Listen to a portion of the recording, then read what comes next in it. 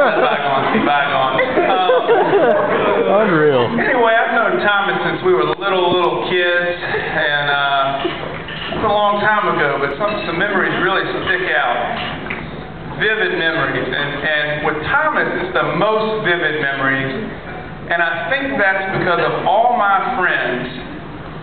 He looks the most at 27 like he did at 7. I mean, he's only about 6 inches taller and he still has the same haircut. So it's easy to picture us back in Miss Randhill's class, Falls in Trouble. Anyway, as a lot of you know, also from the slideshow, Thomas is quite an athlete. He surfs all the time, he paddle boards.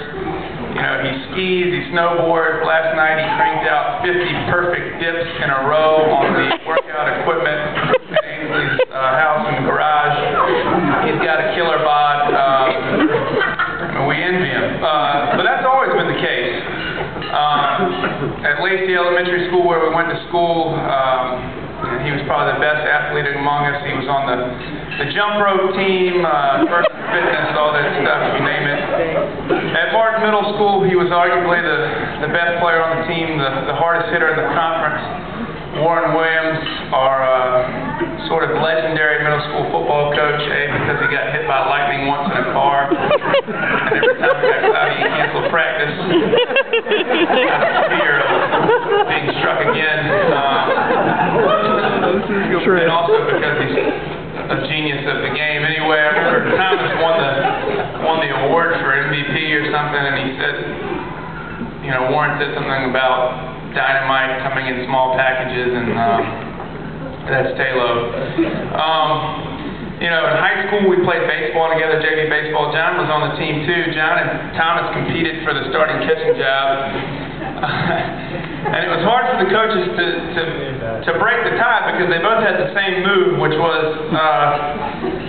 every time a guy stole a base, instead of actually throwing him out, they would just scare him like this with the ball, and never actually threw the ball down to second base. But I don't know, it wasn't particularly effective. Everyone called their bluff, but it was still kind of cool. But it was, you know, it's high school football that I think probably he excelled the most. Thomas is a little rattlesnake when he coils up and unloads on you. And I think the best example of that was when I think our junior year we're doing this thing, the Broughton drill or something, where you lay head to head and you get up and you run and you tackle each other. And we had this guy known as the Polish Punisher, Peter Kalinowski. He was huge, about 7 feet tall and 400 pounds, and he talked like this a little bit. And nobody wanted a part of him in this drill except for Thomas. Thomas ain't scared of nothing. And so they laid on their backs, and the whistle was blown, and they got up and they ran at each other. And I'll be damned if Thomas didn't just pick Peter off his feet and plant him in the ground. And everybody was excited, but nobody was more excited than our defensive backs coach, Coach Clark, because that was Thomas's coach. I mean, he picked Thomas up off the ground. He was spinning him around. Sure. And I bring up Coach Clark because Coach Clark called Thomas Tyloe Tito Tyloe. And it's that name I want to talk about, because ever since then I've called Thomas Tito almost exclusively. And it's not that I don't like the name Thomas. Thomas is a beautiful name, but I think Tito is a little more fitting for Thomas for several reasons. The first is it's unique. I mean, other than Tito Jackson of the Jackson 5 and Tito Tyloe, I don't know any other Titos. And I don't know too many people like Tito Tyloe. I don't know anyone else who sleeps with an AK-47 under one pillow and a homemade spear gun under the other. I don't know anyone with a homemade salsa maker and chili peppers in the backyard that he's so excited about making